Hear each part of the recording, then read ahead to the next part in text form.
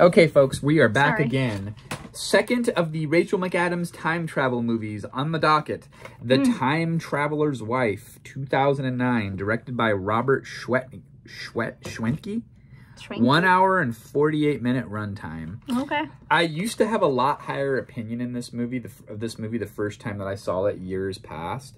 And we rewatched it consecutively after we had watched this movie. If I wanted to kind of compare and contrast time travel movies starring the same woman. Rachel McAdams. This movie predates this movie, right? 2009, 2013. Oh. Time Traveler's Wife is a film adaptation of a 2003 book by Audrey Niffenegger. You watch your mouth. I'm just reading it out. Niffenegger. Just kidding. It says it right there. I don't know. Bad joke. Terrible joke. This film was gotta add some levity. A huge commercial success when it came out. Okay. On a $38 million budget, it made $101 million at the box office because of people liked the book, right? And they were coming out. It was based off of the 2003 book. Okay. Before Robert Schwentke was the director, David Fincher was interested in directing it. Steven Spielberg also expressed interest in directing it originally. I wonder how it would have been with Spielberg. Gus Van Sant, famous for Finding Forrester, Your Own Personal Idaho. What's that movie with Matt Damon and Minnie Driver? Good Will Hunting. Good Will Hunting. How could you forget that one? Okay, yeah, that's the best one probably. Yeah. He was actually entering into negotiations with the studio to direct this film. You know what would have made this better? If this guy was Matt Damon. Fair enough. I don't have anything to add to that. Just saying. However, Van Sant, negotiations stalled. There were too many delays with the projects. Multiple rewrites. Multiple reshoots. It took over 2 years to finish the project from start to finish because of things didn't sit well with test audiences, and then they'd go and they'd reshoot things. And then we got the movie that we got, right? Critics did not love this movie. It has a 38% critic average on Rotten Tomato. 250,000 audience members. Rotten Tomato average is 58%, which is low for the audience members, but they are 20% higher than the critics. IMDb 7.1 out of 10, so not too bad. Okay. 282 Google user average is 4.3 out of 5. Wow. Before we get into the discussion of the movie, I'm just going to lay it out on the line. I think Once Upon a Time, I would have been 4 out of 5, maybe in the earlier times that I've seen this. But now, as I rewatch it, there's like some creepy elements that just bother me. Oh, yeah. And I'm 3 out of 5. Ron Livingston's in this movie. I love him in Office Space and Band of Brothers. He's a great actor. And Rachel McAdams, again, she's in another time travel movie. But and the interesting thing, there's a difference too, right? She is not aware of the time travel aspect at all in this movie. Only the dad and the son are the ones that really know about it, right? Oh, we forgot to say that. Yeah. In this movie, she is essential to helping the time traveler guy, the guy that she ends up married to, the guy played by Eric Bana. I don't know who that is. She is the essential guy to help him understand the time travel element, right? So this is why I find this movie kind of creepy, because he meets her as an adult male by traveling back in time, and he meets her as a little girl at 5 or 6 in the early 70s. And creepy. This is just some friend. Groomer vibes. I know, and that kind of looking back at it now, it kind of left not a good feeling. He doesn't do anything. But it still made me uncomfortable because of sensual. She becomes obsessed with him as he travels back in time through the years, and she meets with him. She's like in love with him and wants to marry him and stuff, even though he's way older when he first appears. And then they meet, and they're basically the same age, right? Later on, so it's okay. They get together in an age-appropriate timeline. But you know, that happened with Celine Dion. She was like 13 when she met her husband, and he was like her manager. That's a whole nother story for another time. We can go down a rabbit hole of inappropriate age relationships. Good job, but that's Celine. not the purpose of this channel, folks. You bagged him. I'm just kidding. Wow. The Rachel McAdams character helps the Eric Bana character understand, because he didn't even really understand, and he had no control over his time travel ability. In this movie, that part was dumb. He can kind of make the time happen, and he can kind of control where he's going. He goes into like a closet. Yeah, there's a very specific methodology. He's going into the wardrobe, closing his eyes, clenching his fist, and thinking of a place where he wants to go in time, and he ends up there. Right. In this movie, he just appears in time where he appears, and he's always naked. Nude when he goes back. Because of your clothes can't go through the time transfer, right? Okay. I get that, right? You're traveling through interstellar space and entering up Hot another guy time. Happens to be nude all the time. And you do see some back nudity of Rachel McAdams in here. And guess what? Above her butt, she has the same tattoo when you see her from the back in this movie. So she's got a little butterfly tattoo above her. And why? It was on TV. How am I not supposed to notice it? Talk about this. So okay, this review, I mean, I don't know. There's parts of it that I like. In that? I obviously like the time travel element, but like, what is the message of this movie? To me, this movie had a much stronger central message, and that's why I liked this movie. But looking back, this movie, it's like mostly just them two and him like.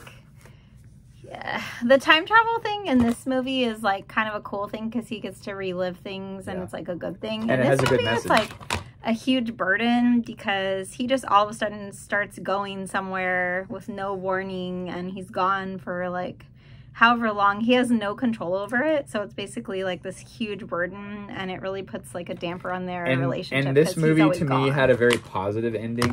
This movie left me feeling depressed and didn't really... It was terrible. It was very sad. So should we say what happens? I mean, it's been almost 2009 to 2024. Well, let's just say that he dies in like that's kind of that's the big spoiler way too. Like because if he'll time travel randomly back to specific places, right? He always appears in this field where the Rachel McAdams character's family lived in this. They were very wealthy, right? And they had this huge country estate. And she would go have a picnic like out in this field, and he would come out of the bushes. And her dad is a huntsman, and he hunts on their property. And he's a Republican. They make a big deal about that. And he's always bugging the Eric Bana character to come hunting. And so wait, hold up. You randomly go back and forth through time and have no control over it and end up nude in some weird area like all the time. And yet you think this is a good idea. Like, I will be around guns and go hunting with my father-in-law, knowing that I will appear in areas randomly without my control. Yeah. This guy did not think it through. But he didn't have any control. The heck? He had no control of where he was going to appear. No, but he could have said no to the hunting. But was he there when he accidentally gets killed in the hunting accident? Yes, a different version of him was there hunting with the father-in-law. And they don't even see it. They think they shoot a deer, so he gets shot, it's him. and then he goes dies back by getting and shot by his own rematerializes. father-in-law. Yeah, and it's devastating. It's kind of dumb. It's a sad movie, and I think that affected my score for it to be 3 out of 5, plus the weird, creepy age difference Maybe thing. he could have time traveled back to that field. I guess he could have time traveled to the field. Well, see, and that's kind of the hope that the hope that they leave you with in the movie. Like, is a version of himself that still, even after he dies, the different versions of himself are still appearing to the wife years later. So then there's the hope, like, maybe he could change the past. I don't know. They leave you with that hope, but they don't give you an answer. It's just so random, right? He gets killed by like a stray bullet hunting. I don't know. Let's talk about some of the taglines, the advertising taglines. Maybe I'm just mad that he died. An epic romance that will sweep you away, says Dan Jewell of Life and Style magazine. The most romantic movie since The Notebook. No, not at all. There you go. This one's way better. It's underrated. I feel like this one, The Time Traveler's Wife, got way more attention than this About Time. I never really heard of this one. This movie was a huge box office success when it came out in 2009. And I think it's because of people liked the book. This was based on people just like Rachel McAdams, too. So, she's just a big actress. I'm going to give you a bonus review here, because I did not prepare any notes. And we're just going to just put our stamp on Midnight in Paris. Okay. I can remember seeing this in theaters with you in 2011. I don't remember that. Early in our dating career. Oh. And Okay, I think my mom and dad might have been there too, and Gene and Barb Hoffman and Gwen and Jim Oldfield. I don't remember any of that, but... Cinema City in Anaheim, now defunct. They're tearing it down. They're building a Tesla dealer. Maybe vaguely. So let's go back in time. This is a Woody Allen movie starring Owen time. Wilson. Rachel McAdams plays the love interest. 2011, this movie came out. There's a lot of arguing between those two characters. That's kind of a rough movie because of that. They're not like really getting along, so it's kind of hard. This movie is a 94-minute runtime. I didn't look up any critic averages of it. This is just kind of a spur of the moment thing. Go ahead and pull up the critic averages so we could talk about it. We're not prepared at all. Okay. This movie, Owen Wilson's kind of melancholy. He's visiting Paris with his future in-laws and his wife, and he doesn't really act like he wants to be there. They want to do all these different sightseeing things. So then he goes walking late at night, and some 1920s car picks him up and takes him into the past. Okay, IMDb 7.6 out of 10, 93% Rotten Tomatoes. Wait, before we dig deeper, that's the critic average on Rotten Tomatoes. What's the average of 93% on Just Watch. But 93% Rotten Tomatoes and 83% audience members with 50,000 reporting. So the critics were higher. Okay. And what's the Google reviews? The Google reviews on this movie, 4.6 out of 5 with 628. Maybe you're going to disagree with me. I know you're going to disagree with me. This is a 5 out of 5 classic. What? No. It's a Woody Allen movie. No, there's no Owen way. Wilson was perfectly cast for this role. That's not a classic. I think you're... I love how he time travels, where a car picks him up. And no, this is another reason why I'm 5 out of 5. Because of this. This movie has a good central message like this movie. This movie to me it has a fluff message. It's just a cheesy movie. Yeah. But this movie, he thinks he's going to be content going back into another time in the 1920s where he's friends with like Ernest Hemingway and all these famous authors and socialites of Paris in the 1920s.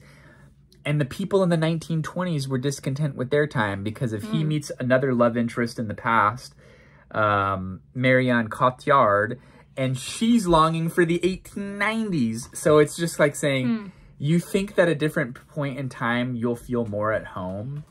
But it's not true. But it's not true. You just got to be content with where you're at. Well, that's that's why, to me, I like the message of this movie, and it's like one of the I think it's one of the last great Woody Allen films. To me, it's no Ever After. Well, that's a 5 out of 5. Drew Barrymore.